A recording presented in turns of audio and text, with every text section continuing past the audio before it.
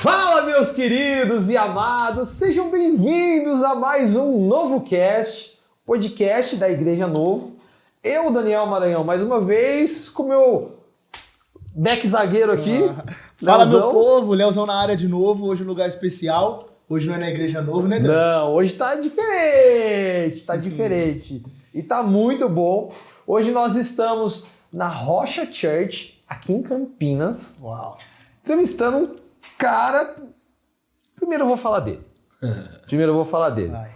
Um cara que marcou a história da Igreja Novo, abriu o Deeper desse ano, quebrou tudo. Tentei gravar esse podcast com ele, não consegui. A gente está enrolando desde fevereiro para gravar esse podcast, né? E está acompanhado também do pastor, que é o pastor de ensino aqui da Rocha Church, aqui de Campinas. Senhoras e senhores, nada mais, nada menos que pastor Rodrigo Nakanishi e o pastor Felipe Flores. Uau! Gente, que alegria para nós poder estar recebendo vocês aqui. Não fomos até Rio Claro, mas Rio Claro veio até Campinas. Desse jeito. Coisa boa. E nós, de fato, criamos uma aliança. Foi muito especial ter conhecido a Igreja Novo, né? E vocês são incríveis. Parece que a gente se conhece ao mesmo tempo, né? Família, né, pastor? Aprendi com o pastor Fred esses dias. Às vezes a gente faz algumas conexões e parece que a gente tem uma amizade há um longo tempo, né? E ele falou assim, é que a gente foi tirado da mesma lasca. Uau. Eita, já começou! Já chegou com tudo, E eu chamei reforço, né, irmão? Porque eu sou prático, mas eu falei, preciso chamar alguém que de fundamento. Aqui, ó. A nossa história é linda. Cara, a gente estudou juntos no seminário. E eu fiquei com raiva dele no começo do seminário, porque ele me colocou em crise. Falei, não é possível ser um moleque novo, consegue guardar tanta informação na cabeça, tem a Bíblia na cabeça, mas Deus me deu um presente dele ser meu amigo. Ó, que beleza. E hoje a gente tem a oportunidade de pastorear junto aqui. E que honra ter você aqui. E padrinho de casamento também, né? Meu Deus! A aliança é forte aqui, então, hein? Mas aí, sejam muito bem-vindos aqui à casa de vocês. E a gente está muito feliz de poder receber vocês aqui e de fazer parte de tudo isso. Deus abençoe, em nome de Jesus. Obrigado, pastor. Obrigado. E vamos começar, então, pastores. A gente sempre começa o novo cast perguntando quem é você, para que você se apresente. Por quê? Porque o podcast é uma linguagem muito difundida hoje em dia, né? Um alcance absurdo, é uma das linguagens na internet que mais crescem, né? Porque você tem a oportunidade de trazer um conteúdo denso ou vários conteúdos num espaço de tempo que não é limitado. Você consegue gravar podcast aí por 6 horas seguidas, se quiser. E, inclusive, já vi alguns caras gravando.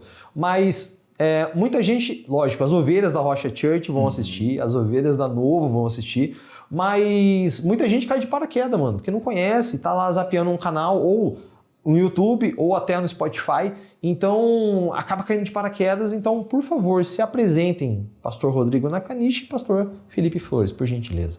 Meu nome é Rodrigo Nakanishi, é isso mesmo, eu tenho Nakanishi aí no nome, é um japonês preto. Então você que está nos acompanhando achou que nunca tinha visto isso na vida, prazer, existe. Meu pai é japonês, casou com minha mãe mulatona, nasceu isso aqui, japonês preto, gordinho, sem um pedacinho da orelha, eu sempre brinco com isso. E tenho 34 anos, sou casado, muito bem casado, aleluias, com a Pamela Nakanishi, nós temos uma pequena, chama Carol, né? Carol, na verdade, é uma filha adotiva, uma sobrinha, na verdade, hoje faz parte da nossa família. Vai completar 10 anos na próxima segunda-feira. E somos pastores aqui da Igreja Rocha Campinas. Nós estamos completando 6 anos de fundamento. Igreja que nasceu, igreja que hoje está frutificando com a graça de Jesus. E temos a oportunidade aí de poder ser pastoreando, na verdade, um rebanho, diante de um bairro onde nós crescemos e vimos tantas coisas, a gente vai comentar mais para frente. Sim. Mas a gente é privilegiado de poder estabelecer uma igreja num lugar onde nós vimos tantas situações adversas e hoje a gente tem a oportunidade de ver, trazer para esse lugar Jesus. Ele está resplandecendo e nós glorificamos tanto o Senhor. Então, que Cristo seja visto por meio de nós. Amém. Né? Isso é um pouquinho de quem sou eu e a minha casa. Glória a Deus. Pastor Felipe. Bom, meu nome é Felipe Flores, eu sou pastor há 9 anos. Sou casado com a Camila Flores também pelo mesmo período, há 9 anos. Que bacana. Como já disse, o pastor Rodrigo Nakanishi, nós temos uma aliança, a gente se conheceu no seminário, na verdade, né, numa denominação que a gente frequentava, e a gente já está caminhando junto desde então. Mas aqui na Igreja Rocha Church Campinas eu tô como pastor acho que há 4 anos, desde que vim para cá, né? Somei ao corpo de pastores aqui da igreja e assumi aquilo que na verdade eu já tenho um chamado, que é o chamado de ensino, eu fiz educação física, não me formei em educação física, então eu já seria professor lá fora, né? Mas aí quando o Senhor me chamou para a obra do ministério, ele me chamou para a área de ensino, que é aquilo que, na verdade, não foi algo que eu falei, quero ser pastor de ensino, mas o próprio chamado foi se desenrolando, assim, foi se demonstrando, né? E a gente tem dado suporte um ao outro, né? Graças a Deus, caminhada assim, tem sido algo de muito aprendizado. Também o Senhor tem nos chamado para um ministério profético, então unindo esses 2 ministérios, e tem sido algo muito desafiador e novo, né? Também acompanho bastante casais, não aqui na igreja como pastor de casais, mas aqui geralmente eu faço os cursos de noivo, onde a gente faz geralmente esse acompanhamento dentro de casa, né? Um noivo de cada vez, e assim o Senhor tem nos usado já desde que nos chamou para o ministério. Que bacana. Mas espera aí, você da Rocha Church Campinas, mas você é de Campinas também? Eu sou de Campinas também. Sim. Então tá bom. E conta pra gente, né? Quem quiser primeiro, por gentileza, testemunho de vocês, assim, testemunho de vida, pastor. Que nem o senhor Sim. falou que a igreja plantada num bairro onde você viu muita história acontecer. Você é do bairro aqui também? Eu nasci aqui, né? O bairro ele chama Vila Boa Vista, junto com o Parque Via Norte. E por muito tempo esse bairro ele foi conhecido como o maior bairro distribuidor de drogas da cidade de Campinas. Meu Deus. Então, nós crescemos vendo muita briga de tráfico, lugar que tinha toque de recolher. Minha mãe sempre foi muito envolvida com os seus afazeres, então sempre trabalhou com comida, então sempre esteve em movimento aqui no bairro com comércio, tinha trailer, trabalhava no trailer dela, então via muita coisa, né? Já fui chapeiro, meus amigos. Já fui entregador de marmita. Então a gente tem uma história mesmo com esse lugar. E aos 9 anos de idade eu perdi o meu pai num bairro que é aqui próximo, né, chamado Padre Anchieta. E eu falo que ali, no ano da morte, que começou o ano do testemunho, né? Hoje eu entendo isso. Então, quando eu tinha 9 anos de idade, meu pai morre com 17 tiros. Na época pagaram R$500 mil para matá-lo. E aí desencadeia um lance de orfandade terrível dentro do meu coração, dentro da minha vida. Minha mãe não podia arrumar ninguém, que eu quebrava tudo a casa. Mas anos se passaram e eu comecei a compreender, de fato, o porquê de tudo aquilo estava acontecendo. Então, foi muito ruim perder amigos aqui no bairro, perdi um primo muito amado, muito querido, também por causa de revólver. Então, nós crescemos vendo o acerto de contas, né, entre tráficos. Então, mas era coisa pesada, tipo, teve um acerto de contas aqui, que o cara matou a tiro queima-roupa com um tiro de 12. Meu Deus. Então você imagina o que é o miolo da cabeça do cara tá no chão. Um outro assassinato que teve nessa, nós perdemos o irmão de um grande amigo da nossa rua, era por volta de umas 3 horas da manhã, nós acordamos, muito tiro, sangue, minha mãe mora na 3ª casa da rua, e o sangue do cara tava escorrendo, e a gente saiu toda aquela movimentação.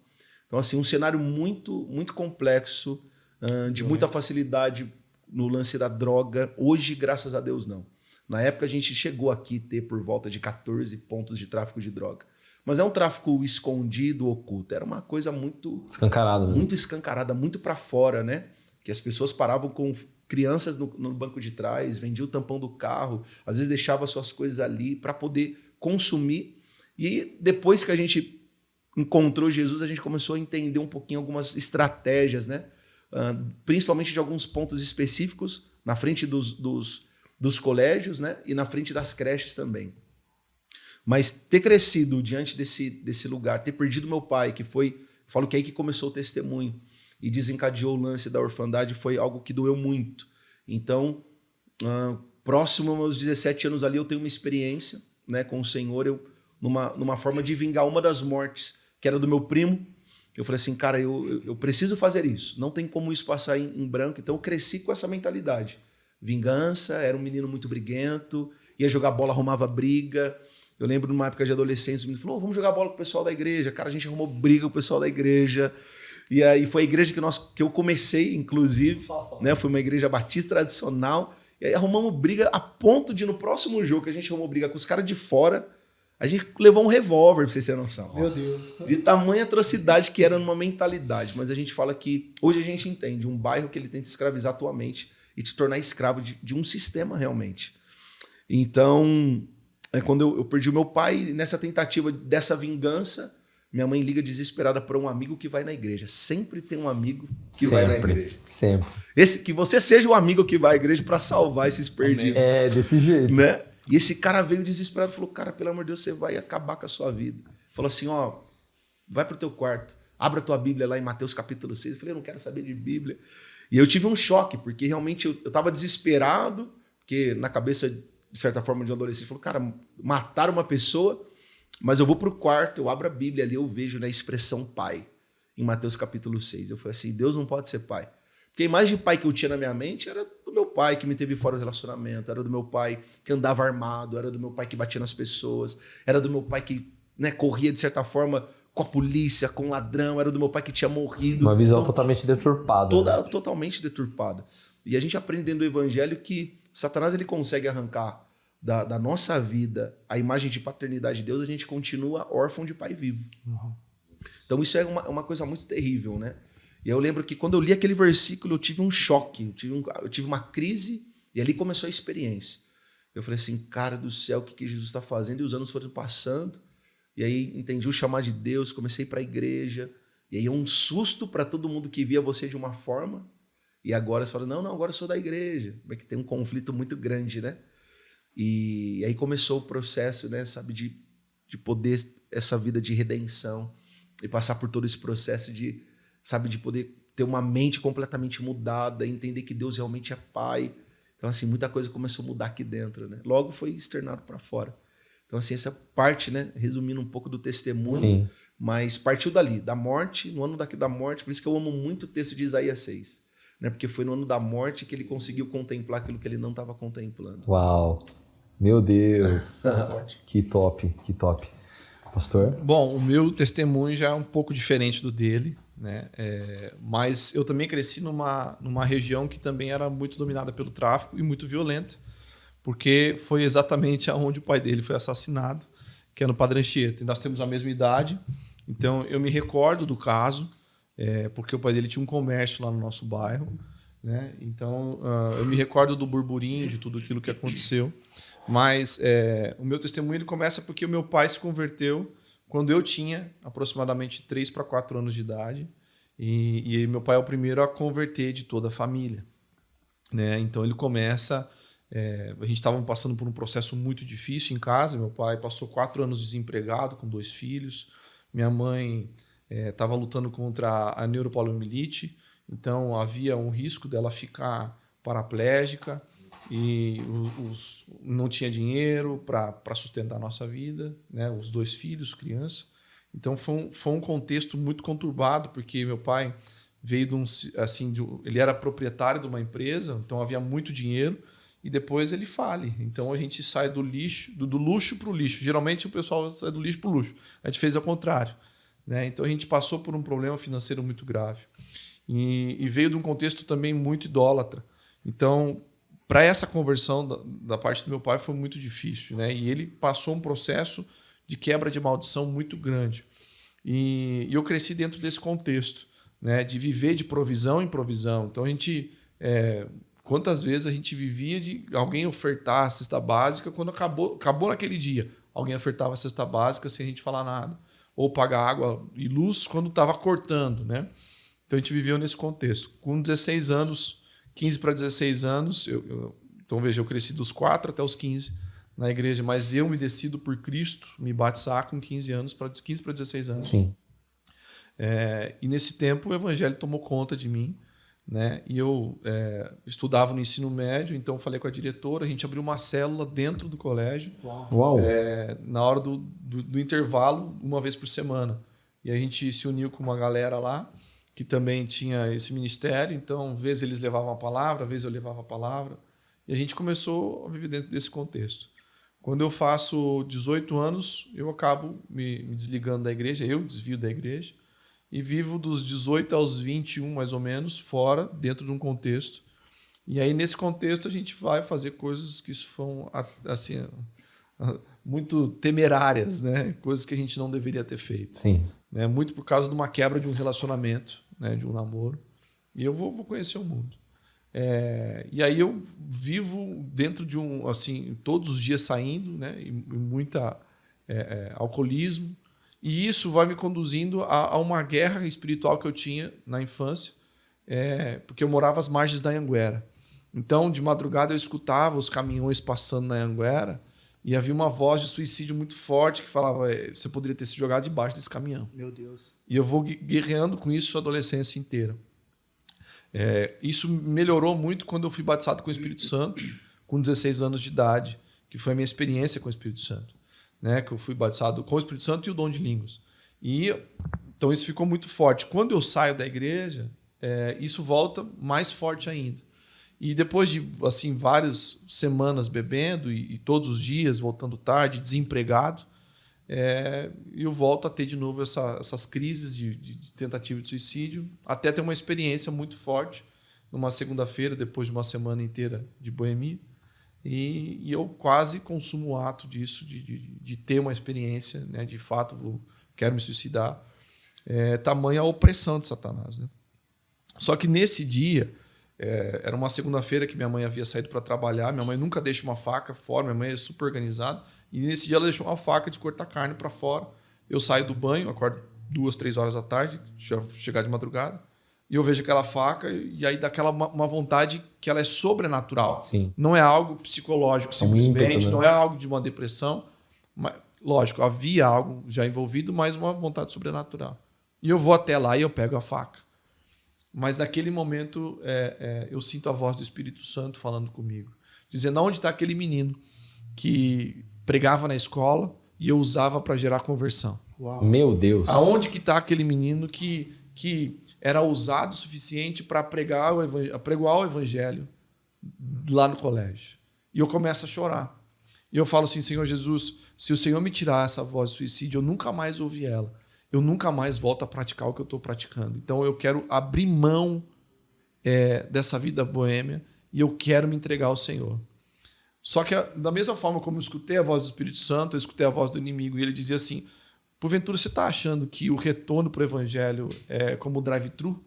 Que você pede numa cabine e do outro lado da cabine ele te entrega o que você acabou de te pedir? E o tanto que você fez esses 3 anos? Uau. Sexo Acusação, fora né? de casamento, drogas, bebidas. Quantas meninas você usufruiu do corpo delas, entende?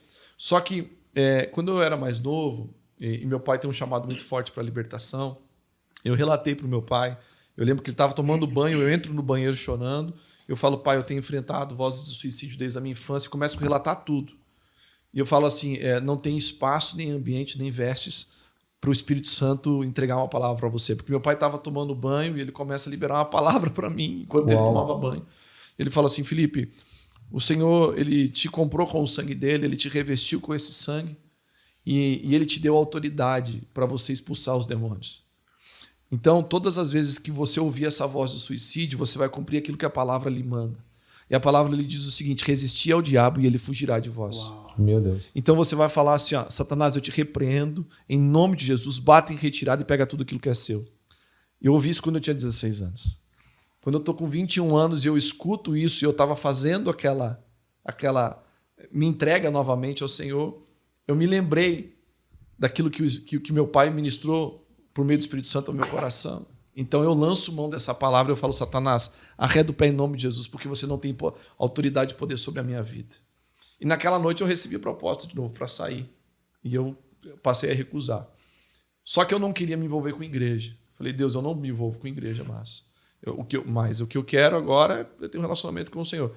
E aí eu descobri na verdade descobri não, né? Como a gente cresceu dentro de uma casa muito bem fundamentada na palavra do Senhor, meu pai é pastor, minha mãe é sempre envolvida. Acho que ainda existe hoje aqui um ministério chamado APEC, que é um ministério para as crianças de ensino, né? Uhum. Então minha mãe muito para lá e a gente veio de uma casa pastoral voltada para o ensino, porque o ministério que nós servíamos era um ministério forte de ensino. Eu comecei a desenvolver um relacionamento com a palavra sem ir para a igreja. Então eu falei: se eu não ler a palavra, eu vou acabar me suicidando. Então eu sei que o que vai gerar fé, porque eu sabia daquele versículo que diz: que a fé vem pelo ouvir e o ouvir pela palavra, né? Então eu falei, eu preciso ler a palavra de Deus todos os dias. E comecei a ler. Mas eu queria ler para entender. Então eu li Mateus 1 hoje, Mateus 2 amanhã, Mateus 3. E comecei a ter um relacionamento com a palavra. E meu pai, Lipe, vamos para a igreja? Eu falei, pá, não quero. Não quero, não quero. Só que o que aconteceu? Quando você começa a ler a palavra, ela começa a ler você. Sim. E aí, à medida que ela vai lendo você, ela vai quebrando aquilo que talvez a religiosidade e aquilo que os problemas vão gerando.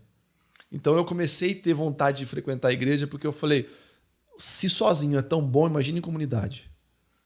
Se sozinho eu estou sentindo o que eu estou sentindo aqui, essa manifestação de presença, e eu vou ser bem sincero, aquilo que mais me fez voltar e ir para a igreja é poder adorar em comunidade. Porque eu falava, cara, eu celebro Cristo sozinho. O que eu posso fazer com os meus irmãos? E aí eu comecei a ir para a igreja pelo fato de quê? De que eu tinha sede de celebrar a adoração junto. Por quê? Porque o conteúdo da palavra eu estava tendo.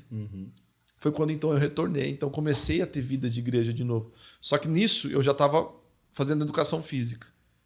E aí eu estava muito cheio, porque eu lia a palavra o dia inteiro. E eu estava desempregado. Ia para a faculdade à noite. Aí eu arrumei um emprego como estagiário. E eu estava cheio da palavra.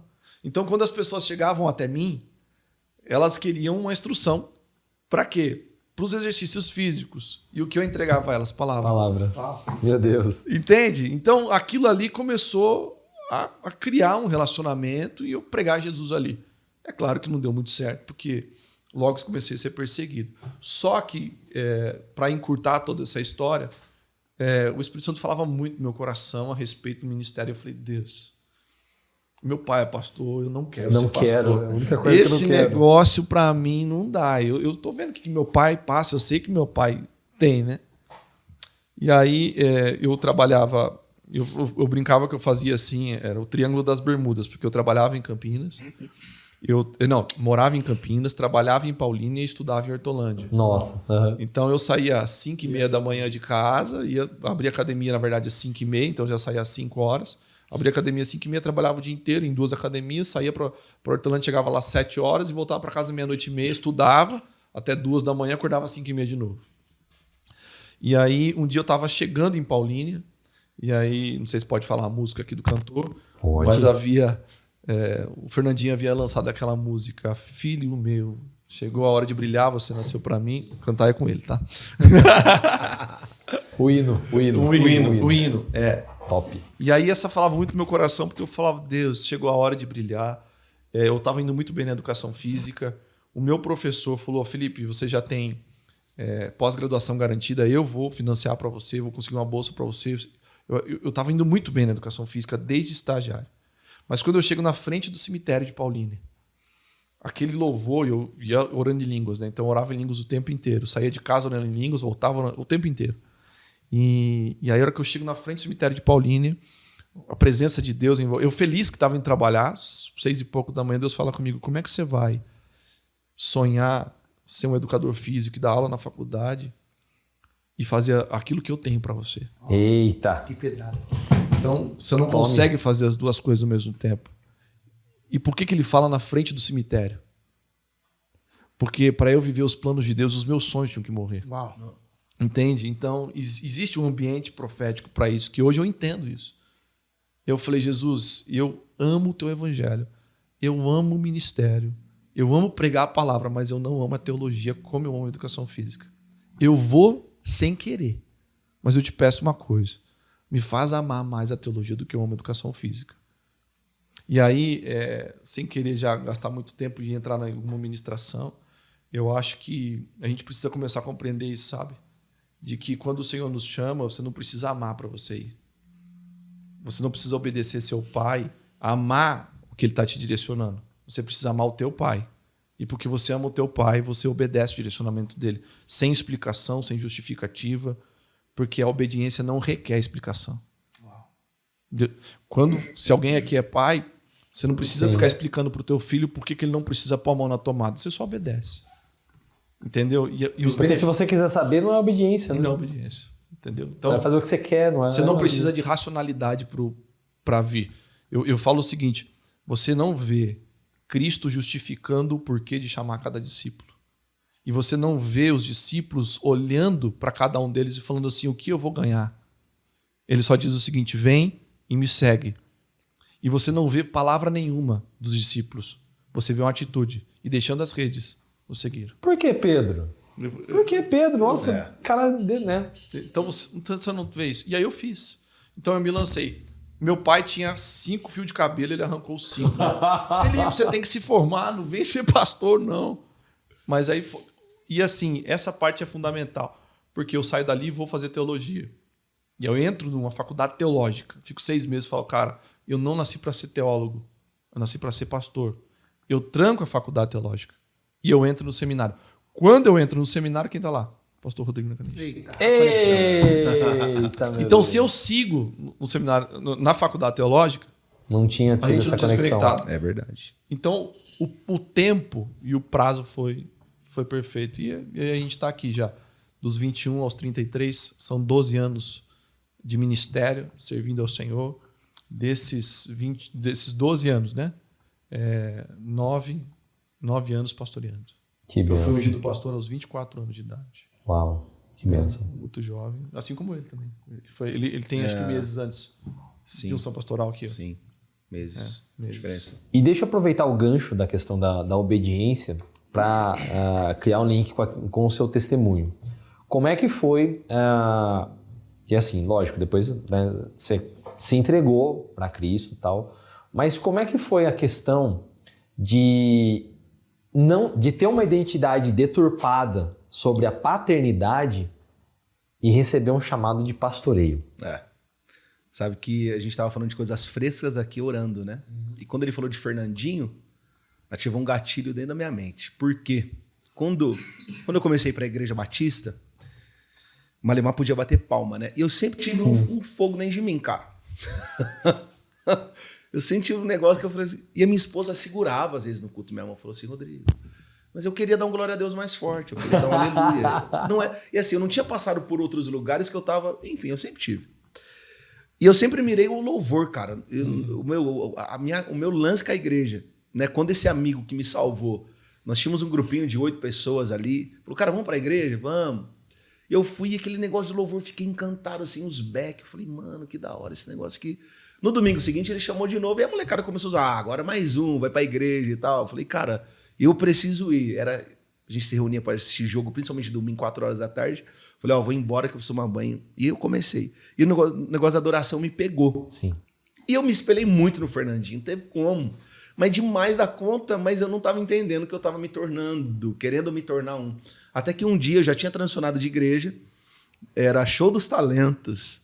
E aí a gente fez a apresentação, aí teve um cara, eu desci para beber água, né? Todo orgulhoso, porque eu começava a escutar com frequência, desde a época da Igreja Batista, vocês vão entender onde eu vou chegar. Desde a Igreja Batista, pô, parece o Fernandinho, nossa, o Fernandinho tá aqui. Cara, eu ficava muito legal com aquilo, ficava confortável.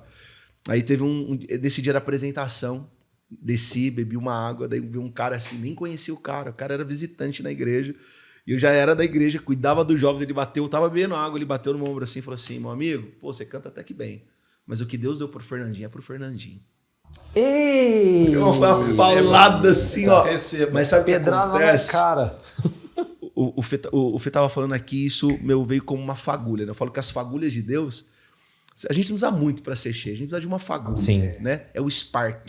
Quando vem o spark de Deus, irmão, aquilo tem o poder de poder incendiar de fato. Às vezes tem mensagens que a gente não tem.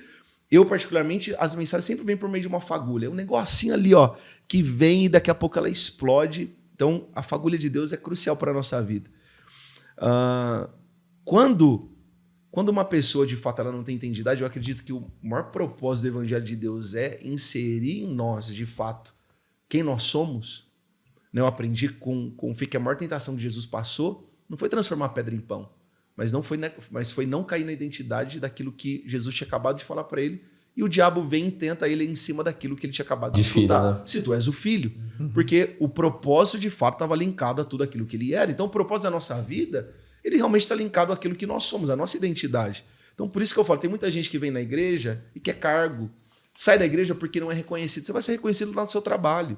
Na igreja você não tem cargo, na igreja você tem que entender que você é filho. Exato. E pronto, a filiação, ela é suficiente para nós. Então, essa geração que vive e sofre, porque eu sofri muito, com esse lance da orfandade, a gente sempre vai tentar ficar na aprovação em algo. Então, por que eu me espelhava tanto no Fernandinho? Porque eu precisava me apoiar em alguém. Mas eu entendi no evangelho que no decorrer dele, Jesus ele vai tirando os teus ídolos para formar Cristo em você. Então, a partir do momento que Jesus fala, quem vem a mim vai ao Pai, Jesus está falando que eu estou apontando um destino. Então, viver o caminho de Jesus, né? Que eu sempre falo, Jesus ele não está atrás de seguidores. Quem está atrás de seguidores é digital influencer. Sim. Jesus não precisa, Jesus não está implorando ninguém para seguir ele. Jesus ele quer formar, de fato, que Cristo seja formado em nós. Então, o culto de João 6 deu muito ruim, porque foi o culto que ele pregou uma verdade e a boa parte dos ouvintes foram embora. Sim. Por quê? Mas ele estava, de fato, fazendo com que aquele povo compreendesse que eu quero me tornar um. Não é sobre aquilo que eu estou te oferecendo que vai saciar você e daqui a pouco você vai embora. Não, é Cristo ser formado em nós. Então, quando eu começo a compreender a paternidade de Deus, né, essa paternidade, essa identidade, na verdade, começa a ser inserida, eu começo a compreender qual que é o papel, de fato, daquilo que ele queria da vida do Rodrigo. Então, por isso que hoje a mensagem, eu sempre falo que a nossa maior mensagem é o nosso testemunho. Sim. Né? Às vezes a gente recebe uma revelação ali, cara, eu já estava pregando em lugares assim, eu lembro quando eu era líder de jovens, o senhor me deu uma série de mensagens, restaurando a consciência de filho. E para aquela temporada o senhor falou assim, ó, todos os convites que você for pregar, você vai falar a respeito de paternidade. E teve um dia que eu falei, não, mas não aguento mais replicar a mensagem. E o Espírito Santo falou no meu coração, não te dei uma mensagem para uma noite, eu te dei uma mensagem para uma geração. Meu Deus. Eu lembro que eu fui pregar numa igreja assim, tipo, não era um culto de jovens, era o culto da igreja. E eu pregando, cara, aí, sabe aquele negócio não fluindo nada? Nos 45 eu fui começar a orar. O Espírito Santo soprou paternidade. E aí a gente acha que esse lance da paternidade é só com o jovem, com o adolescente. Imagina. Besteira, irmão. Acabou o culto, veio uma mulher de 58 anos, chorando, quebrantada, falou, pastor, obrigado por isso. Falei, obrigado porque o senhor estava orando. O senhor até estava pregando sobre fé, mas a oração de paternidade é o que eu estava precisando. Então, assim, quando eu compreendi isso, hoje não tem jeito, né? Comecei a escrever um livro a respeito, preciso me dedicar mais a respeito disso. Tenho sido cobrado por isso, porque eu acredito muito mesmo desde os 9 anos que eu perdi o meu pai, essa mensagem não é em vão, né? Então, é isso tudo que nós carregamos, essa mensagem que vai conectar as pessoas e fazer com que elas possam compreender quem elas são em Deus e que ela tem uma identidade. Então, aquele lance de quando eu perco na tentativa de uma vingança, eu recebo uma instrução por meio da palavra e vou para o quarto, e ali eu falo que o pai me viu e o pai me recompensou com uma mensagem. Então, tem muita gente que não entra no secreto, não tenho que falar no secreto, eu vou falar o que para Deus? Eu vou ficar fazendo... Cara, Deus não quer... Antes de você se preocupar com aquilo que você vai falar, você só tem que se preocupar com alguém que está te vendo. Uau. Meu Deus. Tem muita gente que se preocupa, não vou entrar no secreto porque eu não tenho que falar, eu não consigo ficar 5 minutos no secreto. Mas quando eu entendi de fato Mateus capítulo 6, falei assim, cara, o secreto não é sobre um lugar que você fala, é sobre um lugar que Deus te vê. E esse lugar que Deus te vê, ele te recompensa. Então essa recompensa para a minha vida foi o testemunho. Rodrigo, eu estou me revelando aqui e mostrando para você que você não é órfão, você tem um pai. E aí desencadeou, né? Porque essa paternidade agora ela foi exercida para toda a minha família. Então hoje poder ter a minha avó de 91 anos na igreja, sentada no banco da igreja assistindo culto. Hoje poder ter a minha mãe, cara, que ela sempre foi o meu alvo a vida toda. Eu falei, cara, nós tínhamos batizado todo mundo. Eu falei, cara, mas falta alguém ainda que é a minha mãe. Hoje poder ter a minha mãe aqui, as minhas 2 irmãs, tive o privilégio de também descer as águas. Então, assim, é um pai que veio se revelar a todos, né? E ele vai se revelar por meio de alguém que está disponível em denunciar ele.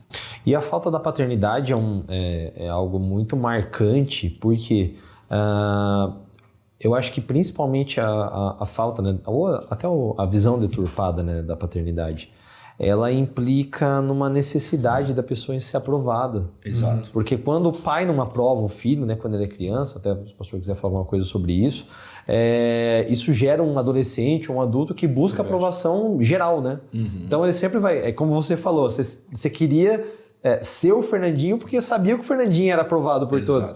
Mas você fica naquela busca de tipo assim, cara, eu procuro a aprovação do meu pastor, eu procuro a aprovação do meu tio, eu procuro a aprovação do líder da igreja, do líder do grupo de jovens. Você fica nessa busca, né, pastor? E eu acho que assim, na verdade, assim, dentro da visão que eu tenho do Evangelho e de toda a cosmovisão da palavra de Deus, eu acho que aquilo que é mais deturpado de tudo é a paternidade. Por quê? Porque, assim, primeiro, Deus nunca chamou a gente para ser igreja. Ele primeiro chamou para ser família. Então, a igreja, ela é uma consequência da obra salvífica de Cristo na cruz. Então, a igreja, ela é uma filha daquilo que foi gerado na cruz. Concorda comigo? Sim, verdade. Nunca tinha pensado desse lado, é verdade. Quer ver? Só para a gente entender. Se eu fizer um paralelo entre Adão e Cristo, e a palavra de Deus vai chamar Cristo de o segundo Adão. Tá, então, se ela vai chamar ele de segundo Adão, ele é o primeiro de algo, assim como o primeiro Adão foi. Certo? Então, por que ela vai fazer esse paralelo? Porque quando Deus ele foi formar a família, no primeiro Adão, ele coloca o primeiro Adão num profundo sono e arranca da costela dele Eva. Concorda comigo? Sim. É o que a gente está na palavra de Deus. Então ele forma ali o quê? Uma união de algo que já existia, o Adão, e passou a existir Eva a partir de Adão. E saiu da onde? Da costela. Uhum. Tá, quando a gente vai para o Novo Testamento, quando a gente vai falar sobre a base da igreja, a base doutrinária da igreja, ela é fundamentada em 2 princípios. Quais são? Quais são as 2 ordenanças da igreja? Batismo e Santa Ceia. Sim. O batismo é representado pelo quê? Água. E Santa Ceia? Sangue. Água e sangue. Quando o segundo Adão morreu na cruz... Uau. Gente, eu vou ficando por aqui. Agora. Meu Deus. Quando o segundo Adão morreu na cruz, um soldado romano fura o quê? A costela. A costela. Então, você vê que, após o profundo sono, água e sangue. O fundamento da noiva. Então, o que a gente está vendo aqui? Não é a concepção de um coletivo apenas, é a concepção de uma família que se dá no coletivo. Certo? Então, o que a gente vê? Que a paternidade de Deus como família, ela sempre veio, desde o início. Desde o início. Então, se você deturpa a paternidade natural, você tira o reflexo de Deus de dentro do lar.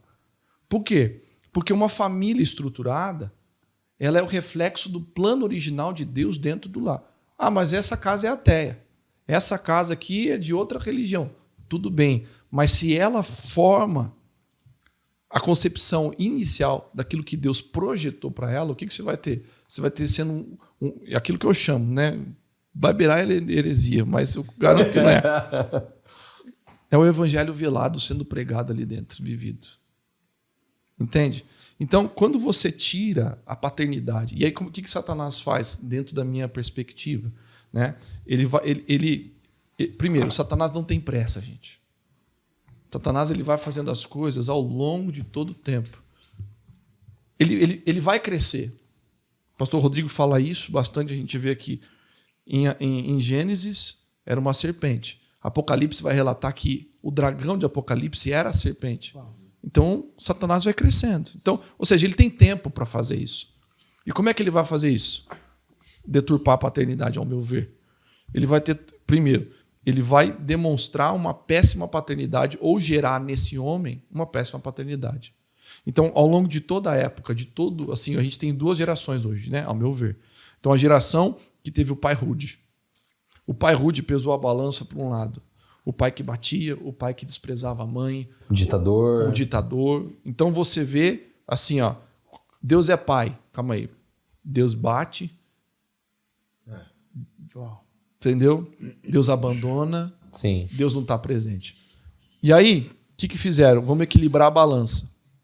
Vai para o outro lado. Vai para o outro lado. E vamos sentir Satanás, né? Com toda a sua mentalidade. Então agora você tem um homem feminilizado. Tira a masculinidade do homem. Um homem que se assemelha a uma mulher. Sim. Então, assim, é o pai que deixa o filho se educar. Essas questões dessas educações, o que ela está tirando? Agora ela está tirando a justiça. Por quê? Porque o pai certo é o pai que ama. Mas quem disse que no amor de Deus não tem justiça? Quem disse que a justiça é a opositora do amor? Você está entendendo? Uhum. Então, aonde que está o equilíbrio da paternidade? Está na palavra. Então, ela é o aio. Ela é a guia. Acabou, irmão. Você não precisa olhar para uma sociedade caída, deturpada, que ora a psicologia correta e a forma correta de paternidade é aquilo que é imposto pela cultura. Você precisa voltar para aquilo que diz que vai ser eterno. O que é eterno? É a palavra. Tudo passa menos a palavra. Agora, para finalizar, eu acho que isso, que em cima daquilo que eu vejo no testemunho do pastor Rodrigo. Eu, quando vim para cá, ele sempre fala a respeito de mim, ele leva muito a minha bola assim com relação a essa questão de ensino e tal. Sim. Mas, como ele falou muito bem, ele é muito prático e eu aprendo muito. Porque às vezes a gente está muito fundamentado na palavra e a gente perde muito em fé, entendeu? E ele me ensina muito com fé. Mas eu lendo ele, a trajetória dele, o que eu aprendi? E aí, assim, porque às vezes a gente tem que ler os nossos dias para entender a palavra. Eu penso isso. Porque ele vai trazer revelação. Calma que não é heresia, vou explicar de novo. A gente acha que para a gente fazer algo, a gente já tem que ter algo. Então, como é que você fez a pergunta, como é que um pastor que não teve paternidade exerce paternidade para uma geração? Porque pastor, querendo ou não, ele vai exercer uma paternidade sobre uma comunidade. Com certeza. Então a gente fala assim, não tem como, porque eu não tive. Então, parece que a gente tem que ter algo, ou seja, Deus tem que construir um backstage para formar, para quando você se converter, você ter isso. E Deus não precisa. Porque se Deus precisasse de algo para formar algo, ele não teria falado, haja luz.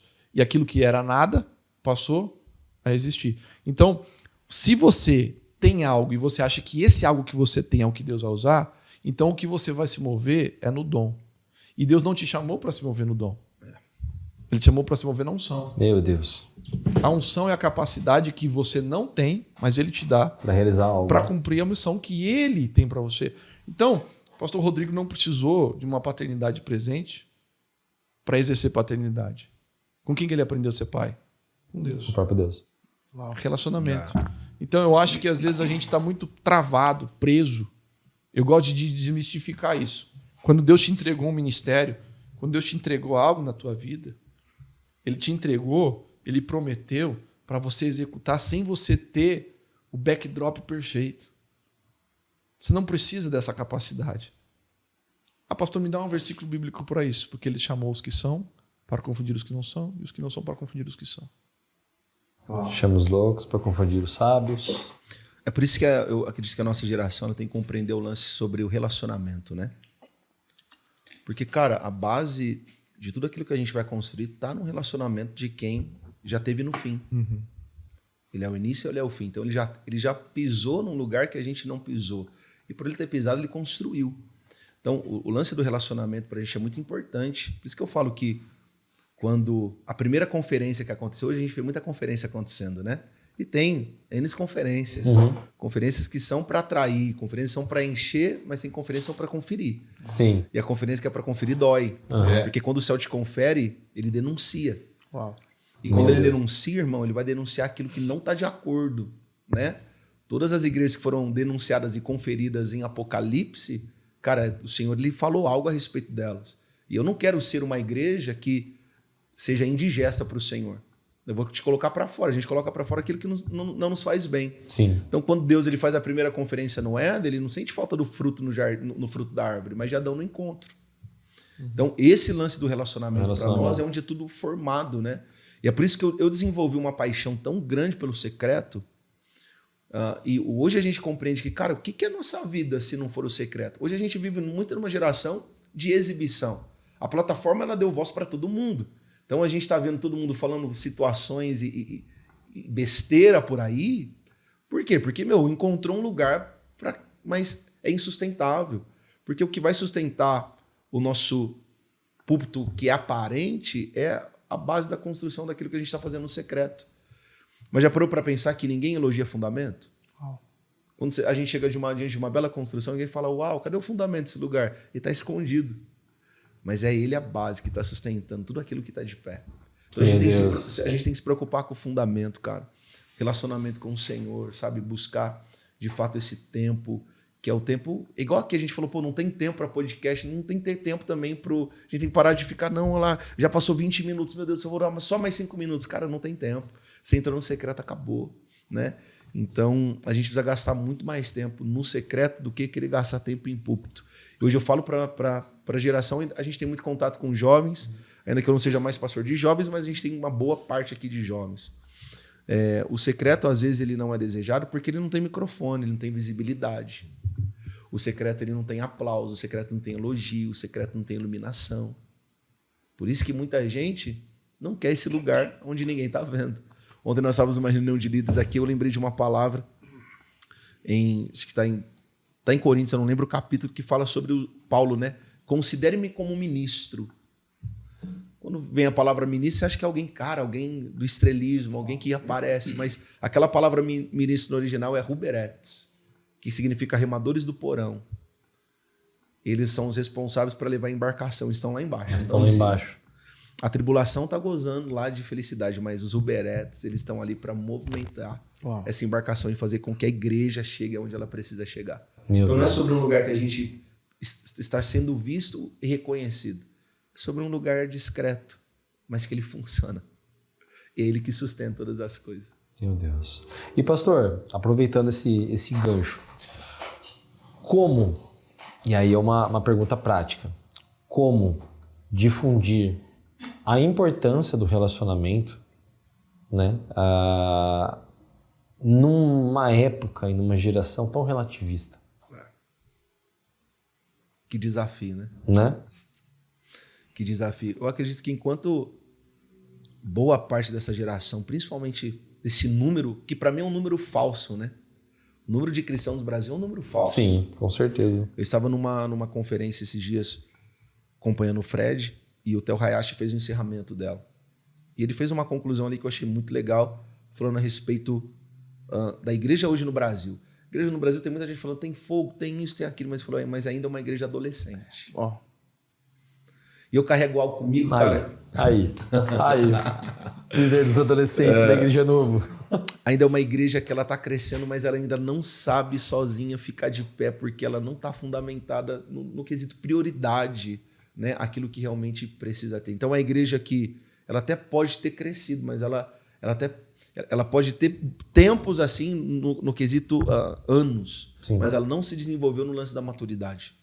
Então, por isso que a gente tem um monte de problema, né? Esse lance que a gente falou, acabou de falar, saindo do assunto do lance da paternidade.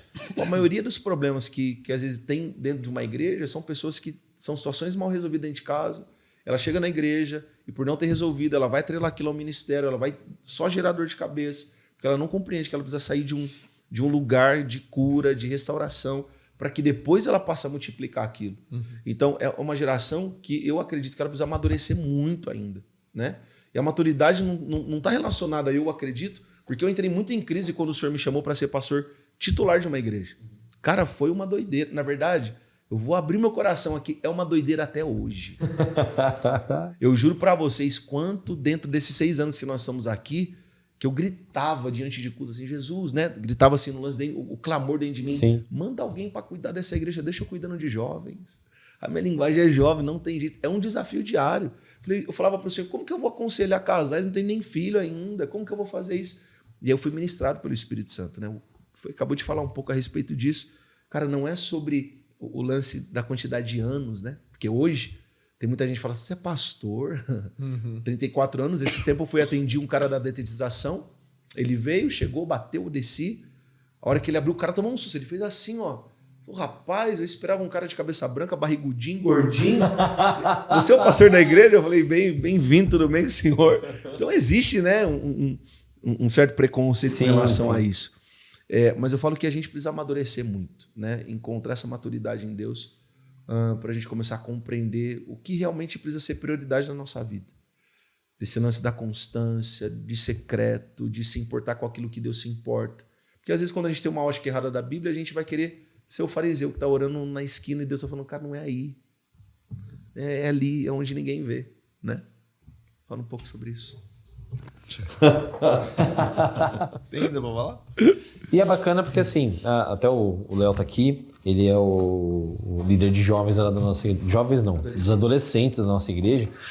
E é muito bacana porque eu vejo, né, Léo, muitas vezes você criando temáticas para realmente trazer, porque assim, eu acredito, né, se nós queremos, eu falo muito sobre a lei da semeadura, se nós queremos colher uma coisa diferente, nós temos que começar a plantar uma coisa diferente. E isso já não fala nem até dos adolescentes, mas lá do Kids, né, que não seja somente um departamento onde você deixa o filho para o filho não ficar importunando o culto, né, atrapalhando o culto. E assim, eu vejo muito, né, Léo, até a semana passada acho que foi, né, do culto da fogueira. Foi. Eles, tipo assim, acabam criando temáticas, e o Léo tava falando no caminho, o quanto isso é importante, que tipo assim, eles fizeram um culto lá, onde fizeram uma fogueira, e pediu para cada adolescente trazer um objeto importante. E aí, tipo, na primeira pessoa que já foi falar o porquê que aquele objeto é importante, ele já falou, nossa, o que eu fiz, mano? Na hora, eu falei, Deus, por quê? Porque foi um negócio, a gente não esperava aquilo, né? A gente achou que ia ser um GC ali, um negócio comunicativo, né? Primeira a pessoa que falou já começou a chorar, eu falei, Deus, por quê? E era sobre paternidade. Uau. A segunda, paternidade. Meu Deus. Terceira, paternidade. Aí na quarta eu olhei pra mim e falei, se falar de paternidade eu vou cancelar agora. Porque foi algo que eu sofri também na minha infância, né? Não tive meu pai presente. E hoje pra estar ali, né, fazendo ali, exercendo um papel de pai e de mãe, porque muitos chegam ali, falam pra gente, meu pai não mora mais comigo, preciso de conselho disso, aquilo, o que eu faço? Aí eu tenho que me lembrar, não tive um pai também para dar esse conselho. Mas vamos lá, vamos na Bíblia. Então, assim, foi muito doido, cara. A gente começou depois, no outro dia a gente teve testemunho de mãe falando assim, meu filho não falava comigo há tanto tempo. Meu filho chegava em casa, era assim. Ele chegou ontem, não sei o que aconteceu, que ele veio, abraçou, né? E o tema do culto era o quê? Traga à memória algo que te traz esperança. O que traz esperança para nossa juventude de hoje, para a geração que está vindo, né? E eu falava para eles, o que traz ainda lembrança para vocês? Talvez você não tenha um pai que é convertido, uma mãe que é convertida, e talvez você quer parar agora, mas o que te traz esperança? Cara, e foi sim, foi um reboliço do céu. Amém. Que no final ainda a Bruna entregou uma palavra que ligou tudo. E às vezes a gente ainda vem se perguntando, eu venho me perguntando, né? Por que eu? Né? Igual o pastor falou aí. Quando esses dias eu estava no mercado, eu e o Ivone, né, a gente encontrou um pastor. Um professor nosso. Ele falou pra mim, e você tá naquela vida doida ainda? Cadê os correntão, as pulseiras? Eu falei, não, me converti, pô. Agora eu virei líder de jovens. Na hora ele travou, né? Olhou e, você? É um novo desse jeito? Meu Deus, é um novo milagre. desse jeito? Aí, eu falei, verdade, né? Eu novo desse jeito, numa responsabilidade dessa, tem que ser Deus mesmo, né? Aí foi que ligou tudo. Falei, Deus, tô no caminho certo. Né? O Senhor usa os que não são para confundir os que são. Sim. Né? Eu não tive uma paternidade, então vou ter que criar uma paternidade a partir de agora. E é como o pastor falou, é um tratar de Deus. Muito. Porque por muito tempo eu falei assim, Deus também não pode ser pai, não. Sempre ouvi aquele ditado, né? Deus é pai, não padrasto. Falei, não, no meu caso Deus não é pai, não, pô. Deus não é meu pai, não. Mas de lá para cá tem sido um tratamento com Deus ali. Tem sido todo dia uma cirurgia, né? Todo dia tirando um pouquinho do que tem ainda, né? Igual esse final de semana a gente estava no encontro com Deus, chegou lá na ministração da cura, Deus relou aonde? Paternidade. Aí falei, achei que eu tinha liberado perdão, né? Mas né, tinha um pouquinho mais de perdão para liberar ali. E assim a gente vai vendo que é passo em passo, né, mano? E é bacana que o Léo falou agora, né, e você também, pastor. Tipo, cara, não tive uma referência de pai para poder ser pai agora, né? Porque, como vocês falaram, né? O pastor, ele exerce uma paternidade, né, sobre a sociedade. Mas, cara, se você for ver, quando Deus fala com Josué pela primeira vez, e que ele fala para Josué, tome cuidado em seguir tudo que Moisés, meu servo, te ordenou. E aí você pode falar assim, tá, beleza, mas Josué então teve um referencial que eu não tive. Mas daí ele fala, e não te apartes do livro da lei. Exato. Porque assim, mesmo que você não tenha um referencial de paternidade ou um referencial em quem se espelhar, mas você tem a palavra. Porque tem muita gente entrando em desculpa. Eu uso muito isso nas ministrações de paternidade. Eu não tive, não tem como eu dar aquilo que eu não recebi. Eu gosto muito de usar a respeito de Samuel. Samuel foi tirado da sua casa, ele foi colocado diante de uma casa que o sacerdócio estava falido. Então o sacerdócio estava falido, logo ninguém ia conseguir ativar o menino, mas teve uma voz que ativou. Uau. A voz que ativa, por vezes, era de fato a voz gira. Então, o menino, ele escuta por 3 vezes, ele sai do quarto, de fato, formado por uma voz que foi manifesta num sacerdócio falido. Então, tem muitos lares que realmente, cara, tá deturpado, até o lance da mãe, o lance do pai. Mas a gente precisa parar de usar isso como desculpa, né? Não, eu não tive. Não, cara, você tem agora. É isso que a gente precisa compreender. Agora eu tenho, ela tá disponível, e esse Senhor está pronto para me ativar. E Samuel tinha muita desculpa. Desculpa, pastor. Samuel era a pessoa que poderia ter desculpa de falar assim, cara, eu dei errado na vida porque onde eu cresci tinha Eli, que já estava tipo cego, obeso, não fazia nada, e Ofni e Finéias, é isso mesmo, Ofni e Finéias, né? Que eram os filhos de Eli, que, Exato. mano, eram os piores, né? Filhos de Belial, a palavra fala. Exato. Então, tipo assim, ele tinha toda a desculpa do mundo de falar, por isso que eu dei errado. Mas não, ele não se corrompeu. Deu certo. A verdade é que ninguém sabe os nomes dos filhos de Penina, né? Meu Deus! Pegou essa, pai? Pegou essa, né, pai? Pegou essa, né? É verdade. Sabe que você estava falando sobre Josué, e às vezes a gente fica muito preso a uma questão de uma referência de fato daquilo que eu tive dentro de casa, e como é que eu vou conseguir executar se dentro da minha casa o padrão de referência que eu tive não é o ideal. E você cita Josué. E Josué, para mim, ele ele é muito revelador com relação a isso. Por quê? Porque quando Deus... Você falou que a primeira vez que Deus falou com Josué, ele fala sobre aquilo que Moisés transferiu para ele. Sim. Só que antes de Deus falar com Josué, Deus falou com Moisés. E quando Deus fala com Moisés, ele fala assim, você vai chamar Josué, filho de Nun. Então, não sei se vocês sabem, mas o nome de Josué não era Josué, era Oséias. Oséias, exato. E aí ele tem a alteração do nome dele. Então, veja só uma coisa, quem chama Josué de Josué? Deus. Porque o pai de Josué chamava ele de Osés. Então, quando Deus vai chamar ele, ele fala assim, eu preciso alterar o seu nome. Mas para alterar o seu nome, significa que quem que dá nome geralmente? O pai e a mãe. Então ele está falando assim, a minha paternidade é que vai exercer sobre a sua vida a capacidade de você conquistar aquilo que Moisés não teve capacidade de conquistar. Por quê? Porque ele continua uma missão que Moisés não conseguiu continuar. A missão de Deus para Moisés era, você vai entrar na Terra Prometida, você vai visualizar isso aqui. Só que o fato dele não permanecer no lugar onde ele precisava permanecer, ou seja, quando ele fere a rocha nas águas de Meribá a segunda vez, Deus fala, olha, você vai ver, mas não vai entrar. Agora, por que eu estou dando toda essa volta? Porque quando, se eu não me engano, eu acho que é Êxodo 33, se não for, vocês me perdoem. Mas quando Moisés armava a tenda do encontro, que todo mundo ficava em pé, e ele colocava aquela tendinha debaixo do braço, e ele ia armar a tenda do encontro, a passagem diz que ele armava a tenda do encontro, Deus falava com ele dentro da tenda, mas o jovem Josué estava à porta. Verdade. Eu li isso, verdade. Então, o que acontece? Às vezes, a sua paternidade dentro da tua tenda não é boa.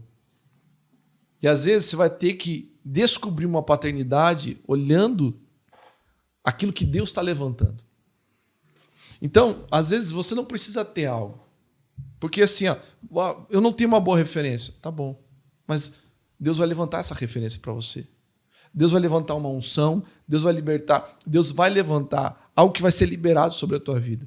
O pastor Rodrigo ele sempre fala isso. Ele fala assim, olha, para eu ter tempo com o meu pastor, às vezes eu preciso rodar 200 quilômetros. Mas eu vou lá. Por quê? Porque eu preciso me movimentar em prol daquilo que vai exercer talvez uma carência que eu tenho. Porque a verdade é, todos nós temos uma carência. Sim. Não adianta falar que não, Sim. porque nós temos. Sim. Entende? Então, quando você fala sobre Josué e Moisés, isso é esclarecedor. Por quê? Porque, de fato, ele vai...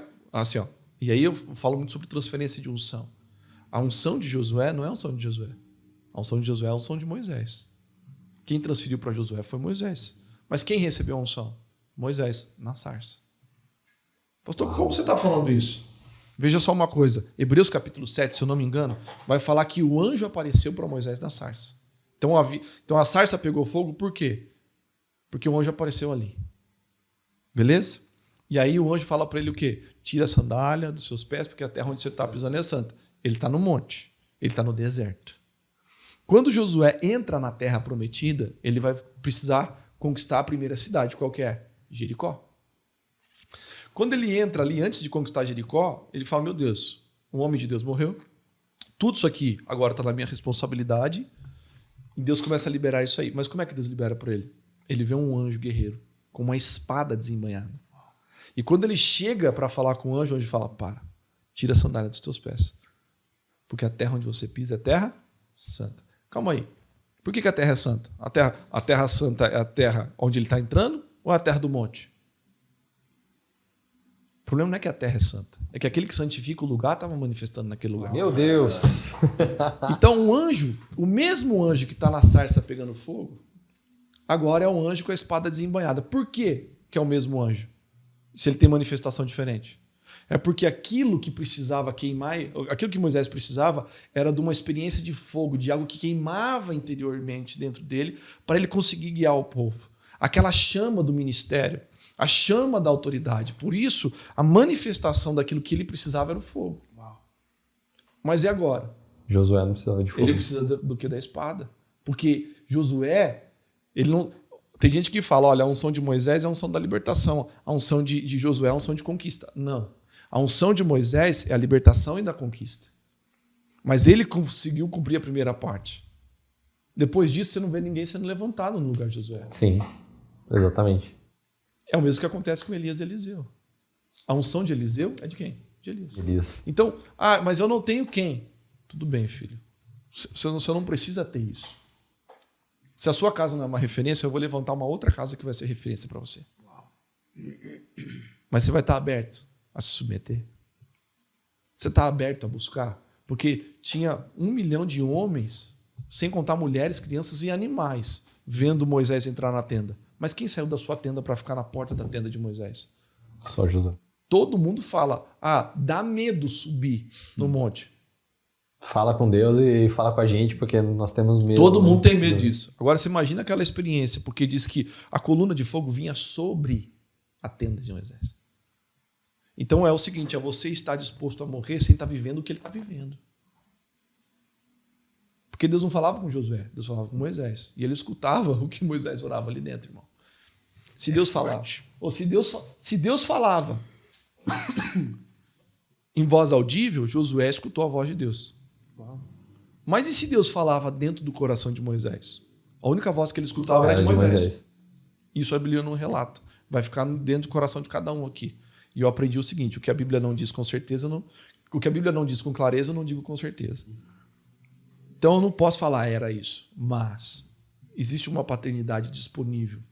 Eu sempre digo isso, eu encerro aqui essa parte. Aquilo que você precisa está dentro de alguém. Uau. A unção, ela não é Wi-Fi, onde você sai pegando ela assim. Ó. Então, você quer unção de paternidade? Alguém vai exercer sobre você. Você quer unção de cura? Alguém vai exercer sobre você. Quando Paulo vai falar a Timóteo sobre não imponha as suas mãos precipitadamente sobre alguém, ele está falando sobre a consagração ministerial de ministros, de pastores. Mas por que ele fala não põe a mão? Porque quando você põe a mão, você transfere a unção pastoral sobre ele. Então ali não é intercessão a situação. A situação ali é unção pastoral. Sim. Agora, por que você precisa disso? Porque você foi chamado, mas você recebeu a unção. Está aí dentro de alguém. Alguém recebeu de alguém, quem recebeu de alguém, quem recebeu de alguém, quem recebeu de alguém, quem recebeu de alguém, quem recebeu de alguém, quem recebeu dos apóstolos, quem recebeu de Cristo. A unção não morre. Isso é tão louco. Ela foi gerada em Cristo e está aqui até hoje. Porque a minha cobertura, a nossa cobertura espiritual hoje é de um órfão. Caraca! Nós vivemos uma transição, né? Quando o Senhor me chamou e, cara, ficou identificado o lance de igreja, eu falei, nossa, que B.O. Jesus amado. Na época a gente queria... Eu tinha um carrinho, eu falei, amor, vamos vender. Eu tenho uma irmã, quando eu perco meu pai, minha irmã fica desesperada porque ela sabia que se faltava em casa o tráfico daria. Então ela vai para a Itália, depois assim de quase 2 anos, ela vai para a Itália. Minha mãe falou, ela volta em meses. Tá lá 23 anos. Meu Deus. E glória a Deus por isso. E minha irmã foi, cara, numa tentativa de busca, de trazer tanta coisa para nós. E eu sempre falo, eu tive as melhores roupas. Eu andava com 13, 14 anos, eu andava com calça da Diesel, eu não tinha nem noção do valor daquilo. Meu E Deus. depois o menino, que era, sempre tem um playboyzinho também na turma, falou, mano, sabe quanto custa a calça aí? Não, R$1.000. Então, tênis, o Nike 12 Mola, quando lançou no Brasil, não tinha nem chego ainda. Na verdade, lançou, não tinha chego. Eu já tinha ele aqui, a cor PlayStation. Tinha muita coisa, mas eu sempre falo que eu não tinha falta de coisa, eu tinha ausência de um pai. Isso muda tudo. Então, quando a minha irmã vai, aquele lance da minha mãe falou assim, não, ela não vai ficar, mas ela foi para realmente tentar suprir uma necessidade nossa, né? Por ter a irmã na Itália, falei para minha esposa, a gente tinha vivido uns processos muito difíceis em algumas igrejas que nós passamos. A última, né? Não, a penúltima, a ponto do pastor falar, pô, vou pedir para vocês não pisarem mais aqui. A outra, eu falei assim, cara, como você quer abrir igreja? Rodrigo, você não trabalha. Pamela, quanto você ganha por mês? E a minha esposa, sabe, naquele conflito, eu ganho R$1.200, como vocês querem abrir uma igreja? E uma doideira, porque hoje a gente aprende que Jesus não trabalha com aquilo que falta, mas com aquilo que tem, né? Sim. Então, na multiplicação tinha 5 pães, ele transformou no que transformou. Exatamente. Então aí começou, mas eu não queria, era um baita desafio, muitos conflitos até hoje, né? 6 anos passaram e ainda tem conflito. E aí quando começou, eu fiz uma oração para Deus, eu falei, eu não, beleza, eu já entendi que é isso, o Senhor fechou as portas, eu não consigo voltar para o mercado de trabalho, eu também abri mão, né? Eu trabalhava numa multinacional, que era o meu sonho, cara, e eu não tinha, sou formado em teologia, mas eu não tinha nem nada específico assim, em especialização para trabalhar onde eu estava. Então, eu estava numa área muito boa dentro dessa empresa. E aí, quando o Senhor me chamou, cara, eu abri mão, me lancei no integral. Na época, quando pastor de jovens, eu era integral. E aí aconteceu tudo o que aconteceu. Eu não consegui voltar para o mercado de trabalho de forma nenhuma. E eu falei assim, cara, é isso que Deus quer, cara, não tem jeito, não tem como. Falei, pai, ok, mas eu não acredito no modelo de pastor que não é cuidado. E aí o Espírito Santo falou no meu coração, no tempo certo eu vou colocar alguém para cuidar de vocês. Então nós começamos como Igreja Viva, 3 anos de Igreja Viva nós estávamos completando. A Pamela, minha esposa, acompanhava a Rocha, né? O pastor Fred, a pastora Fabi. Falou, amor, vamos chamá-los. Eu falei, cara, é impossível. O Fred já estava numa crescente, ele participou do Hub, e aí, cara, multiplicou aquilo, só que nós temos 2 ovelhas nossas que foram da Rocha Bertioga. Falou assim, amor, vamos tentar por meio da Fran. E aí a Fran fez o convite, era aniversário da Rafinha. A filha dele falou assim, não, mas eu vou. Cara, quando ele veio, 3 anos de Igreja Viva, aí ele sobe para pregar. O Espírito Santo falou, seu pastor tá aí. E a gente não conhecia a história, né? E foi uma conexão, assim, muito orgânica, muito natural. E aí, quando eu fui descobrir a história do Fred, eu falei, cara, eu não acredito, né?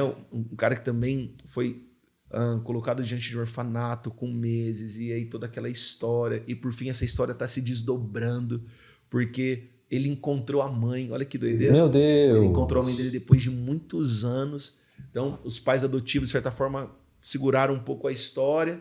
Enfim, é uma história do meu pastor, né? Mas, cara, exerceu, e eu falo da importância disso, porque quando vem a cobertura do Fred na nossa igreja, cara, foi um romper. Eu falo que eu tenho comigo, eu acredito que a cobertura ela gera muitos benefícios, mas mais 2 do que nós experimentamos foi a proteção e o aceleramento. Então, debaixo da cobertura, você está protegido, porque agora você presta conta para cima, né? E a unção que desceu, o óleo que desceu, acelerou muita coisa. Tanto que nós saímos em meses, quando nós fizemos o culto de transição de nome, e assim, nem era para acontecer. Eu estava atrás de uma cobertura espiritual. E aí aconteceu a cobertura, depois de um mês que o Fred pregou aqui, eu fui para Bertioga, tivemos um tempo extraordinário lá, muita coisa aconteceu ali. O Espírito Santo falou a respeito da transição do nome. Foi uma loucura para mim. Eu falei, cara, o conselho vai achar o quê? A igreja vai achar o quê? Então foi um processo difícil, mas a gente foi bombardeado, cara, por uma direção de Deus em fazer essa transição. Então, em meses, a gente saiu, né? O Flores até teve uma revelação a respeito disso, porque hoje nós estamos na beira de uma rodovia Sim. de extrema importância. Sim. Né? Então ele falou assim, Deus nos tirou de uma rua, porque nós estávamos numa rua escondida aqui no bairro, que a gente podia andar 20 km por hora, nos colocou na beira de uma rodovia que agora a velocidade é 100 por hora. Então, a cobertura faz isso. E só uma coisa que assim, a gente não percebe isso, mas as coisas acontecem.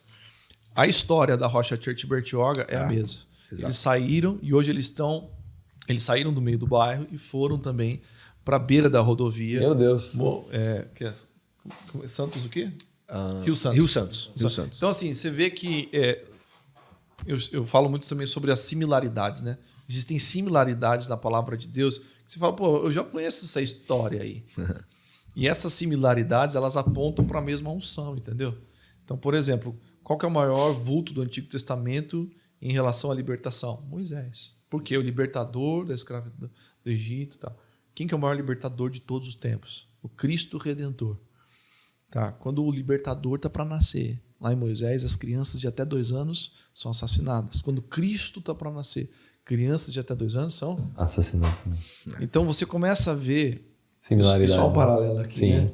Quando você começa a falar muito de aborto, é porque uma geração libertadora está para nascer. Meu Deus. A geração do avivamento está aí. Então por quê? O que é mais fácil? Separar um profeta profetizando ou matar o propósito dentro do ventre? Uau. Sim, Que forte. forte.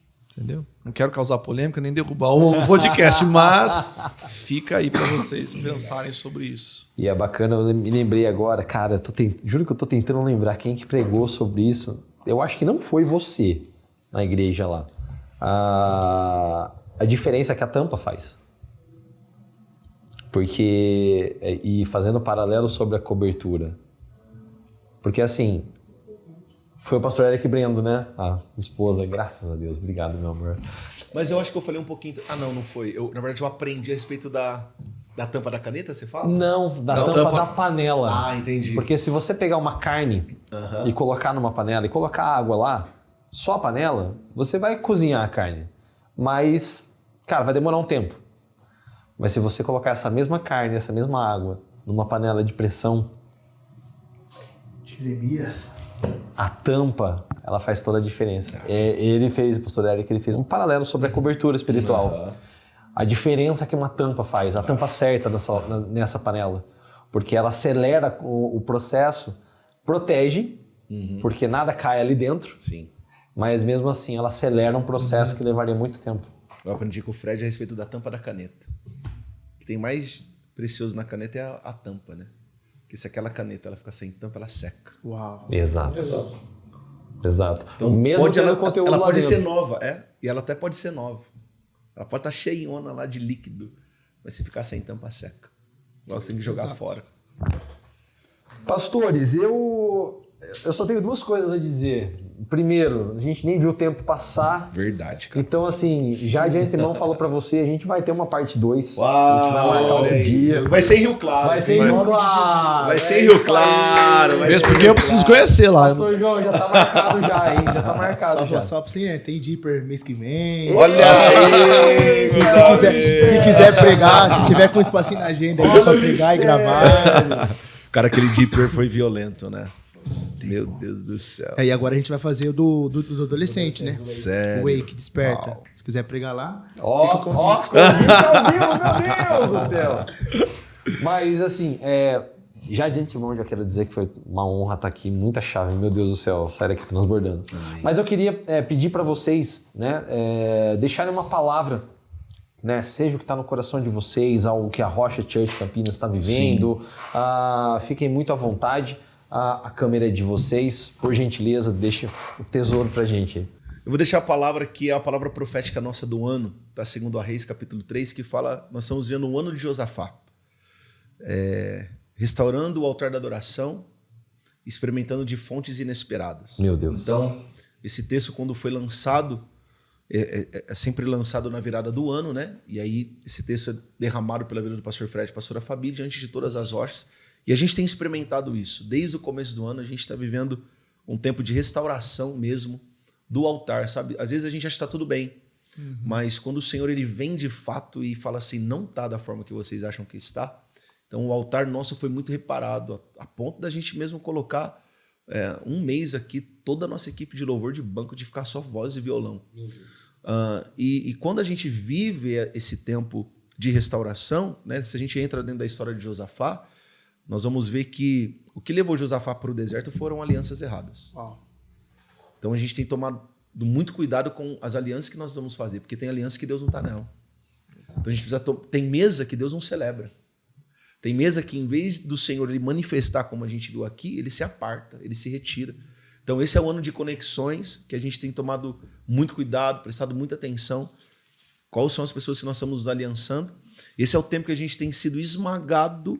E eu confesso, eu particularmente estou sendo esmagado até agora, Mas foi um começo de ano assim de esmagamento para nós, mas eu aprendo que, graças a Deus que ele está nos esmagando, é porque ele ainda continua acreditando que a gente tem um bom líquido, um bom perfume para ser exalado por ele. Mas também eu acredito que daqui em diante a gente vai provar de fontes inesperadas. Amém. Então, a palavra de 2 Reis ela é incrível porque na direção, os caras esquecem daquilo que era primordial. Então, alianças erradas vai desnortear a gente. A gente tem que tomar cuidado. Ela vai desnortear, ela vai te levar para o deserto.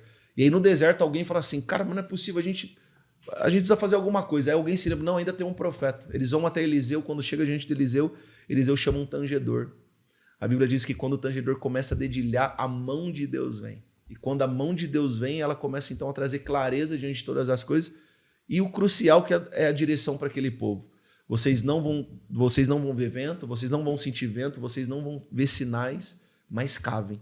Porque quando vocês cavarem, vai sair água dos poços. Então a gente tem vivido isso. Né? Um tempo de restauração, um tempo de identificar as alianças, um tempo de ouvir a voz de Deus e um tempo de cavar. Porque ainda que não tenha vento, ou seja, ainda que não tenha palavra de conhecimento, ainda que não tenha palavra profética, eu estou cavando, eu estou na igreja, eu não me aparto da igreja, eu não me aparto do meu Senhor, eu não me aparto do secreto. Ainda que eu não tenha corvo me sustentando, eu não me aparto, eu estou cavando. Eu não estou vendo sinal, eu não estou recebendo nada, mas ele de fato é o meu ânimo e eu estou cavando. E é isso que a gente vai continuar fazendo, cavando, porque as fontes inesperadas, elas vão se manifestar. Amém. Glória a Deus. Pastor Nós terminamos aqui falando sobre a questão da pressão, né? Então, a pressão da panela de pressão, de como isso acelera o processo e tal.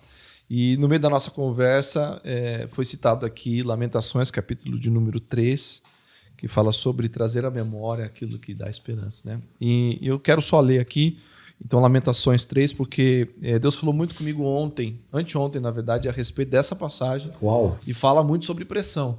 E ele diz o seguinte, Lamentações 3, versículo 21, quero trazer à memória o que pode me dar esperança. As misericórdias do Senhor são as causas de não sermos consumidos, porque as suas misericórdias não têm fim e elas se renovam a cada manhã. Grande é a tua fidelidade. A minha porção é o Senhor, diz a minha alma. Portanto, esperarei nele. E o verso 25 vai dizer, o Senhor é bom para os que esperam nele, para aqueles que o buscam. E por último, eu quero falar sobre o versículo 26. Bom é aguardar a salvação do Senhor, e isso em silêncio. Você sabe que quem escreve isso é o profeta Jeremias, as Lamentações são atribuídas a Jeremias. E Jeremias é um dos profetas que profetiza a respeito dos 70 anos do cativeiro babilônico. Então ele diz, olha, nós seremos invadidos pela Babilônia e nós seremos levados cativos, então se rendam, é melhor que vocês se rendam. Né? Jeremias ele tem que fazer algo muito doido também que Deus pede, para ele comprar o campo do primo dele, só que a Babilônia já está à porta, com as rampas montadas para invadir Jerusalém. Então o anúncio é de guerra. A fome já está naquele lugar, porque se as rampas estão montadas, ninguém consegue entrar dentro da cidade. Se não entra na cidade, não tem comida. Né? Então você vê que o contexto em que Deus pede para ele investir naquela geração, investir em comprar um campo que vai ficar para os babilônicos e que ele mesmo profetizou que vai durar 70 anos, isso, ou seja, ele morre aproximadamente com 85, 90 anos, ele não tem muita coisa para fazer ali, porque ele já tinha profetizado já há muito tempo sobre a nação de Judá. Né? Então ele já tinha profetizado, ao todo ele profetiza em torno de 50 anos. Então são 5 décadas profetizando e tudo aquilo que ele tem eu preciso continuar profetizando, eu preciso fazer algo profético, mas eu estou cercado. Vão tomar a minha cidade. E aí ele lança essa preciosidade. Eu quero trazer à memória aquilo que me dá esperança. Parece que esse versículo ele é lançado sobre as nossas vidas em um momento bom das nossas vidas. Quando a gente está tudo bem. Mas eu quero deixar uma mensagem para você. Nos momentos de maior dificuldade, nos momentos de maior pressão da tua vida, não importa o que é que você está passando. Quando o profeta Jeremias fala, eu quero trazer à memória aquilo que me dá esperança, ele está falando uma palavra profética que o Senhor disse para ele. Os 70 anos vão acabar e vocês vão retornar. E ele diz o seguinte, eu é quem sei os pensamentos que têm a vosso respeito, e são pensamentos de paz e não de guerra, são pensamentos de bondade e não de maldade. Veja, ele diz o seguinte, quando ele termina de falar tudo isso, tanto pressionado, pronto para ir para o cativeiro, sendo levado como escravo, acabou de comprar um terreno que vai ficar para os babilônicos, ele diz, porque as suas misericórdias Meu Deus. se renovam a cada manhã. Então, a misericórdia do Senhor não está atrelada à pressão que você está vivendo, ao problema que você está vivendo, a tudo aquilo que você está passando. A misericórdia do Senhor está acima de tudo isso e ela se renova a cada manhã. E por final ele diz o seguinte, no último versículo que ele fala: bom é aguardar a salvação do Senhor em silêncio. Um versículo antes ele fala: o Senhor é bom para aqueles que esperam nele e para aqueles que o buscam. Deixa eu só te fazer uma última colocação. A bondade do Senhor é sobre a sua vida, mas você vai permanecer, você irá precisar permanecer e buscar. Permanecer é não desistir. Buscar é: eu vou continuar cavando no Senhor, porque a bondade dele virá sobre a minha vida, sobre a minha casa. Por isso, eu quero deixar essa palavra de incentivo para você.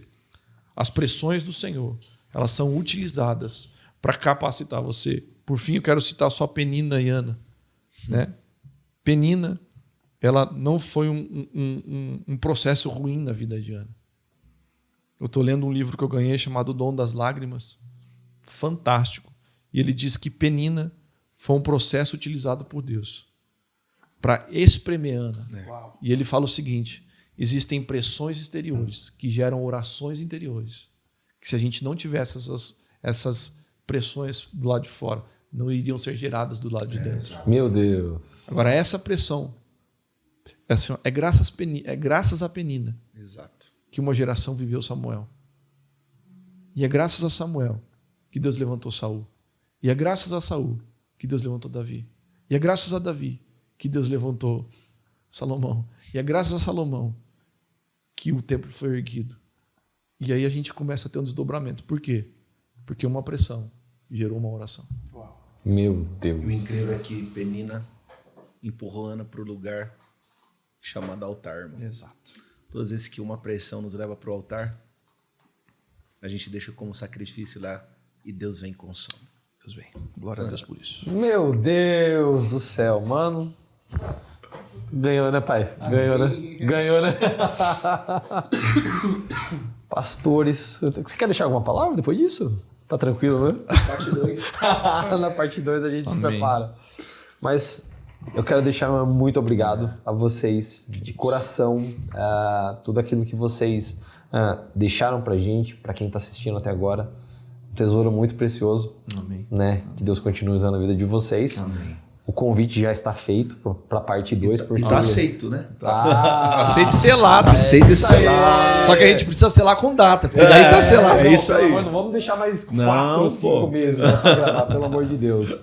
Mas muito obrigado. Amém, Uma gente. honra receber. Pastor, eu não te conhecia, mas, mano, você já ganhou meu coração. Amém. Vocês também.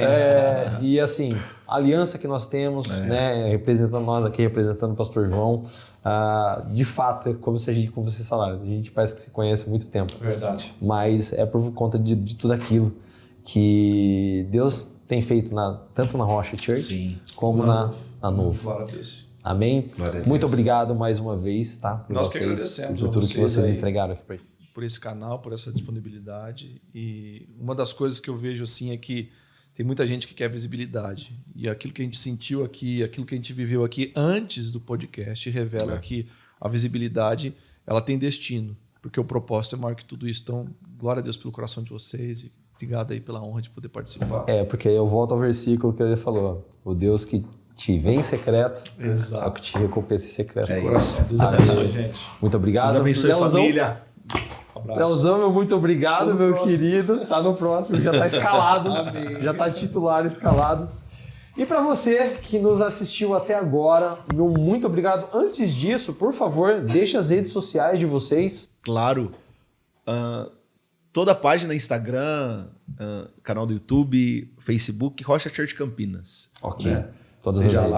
lá. Já vou falar, você que é da Igreja Novo, Pastor João vai estar aqui na conferência. Meu Deus! Vai ter uma baita conferência em setembro, Pastor João vai estar aqui. E não só Pastor João, e vai ter também o Ministério de Adoração lá de vocês, no Worship. Que isso, Estará aqui gente também. completo. E vocês estão convocados para encher uma caravana e vir para cá. Viu? Já tô, pai. Seu Instagram é @ Meu Instagram é @o Rodrigo Nakanishi. O Rodrigo Nakanishi. Ok. E o meu é @PR Felipe Flores. É o Felipe Flores do Seixas que ele vai colocar aí, é bem Isso. diferentinho. É, o Felipe com PH No final. PHE no final. @pr.felipeflores. Maravilha, então. Mais uma vez, obrigado. Obrigado. Para você também, muito obrigado. Sigam, né, os pastores nas redes sociais aqui, porque, como você viu, tem muito conteúdo, meu querido. E também nos siga nas redes sociais, né? @NovoCast, no @NovoCast oficial no Instagram. Também o @igreja.novo, né? Perfil da nossa igreja. E, por favor, vou te fazer um pedido. Compartilha, né, esse vídeo, se tanto quanto fez para nós sentido, todo esse conteúdo fez para você, compartilha com pessoas que você pode abençoar e nos ajudar a propagar a mensagem de Deus. E também comenta foguinho, comenta se você foi abençoado, comenta se você discorda de alguma coisa, ou comenta se você não sabia que tanto o profético quanto a palavra de Deus, a teologia, podem andar juntos e viu a harmonia que isso teve aqui hoje. Mas é sério, meu muito obrigado mais uma vez a todos vocês e a você que assistiu. Fiquem com Deus, um grande abraço e até a próxima.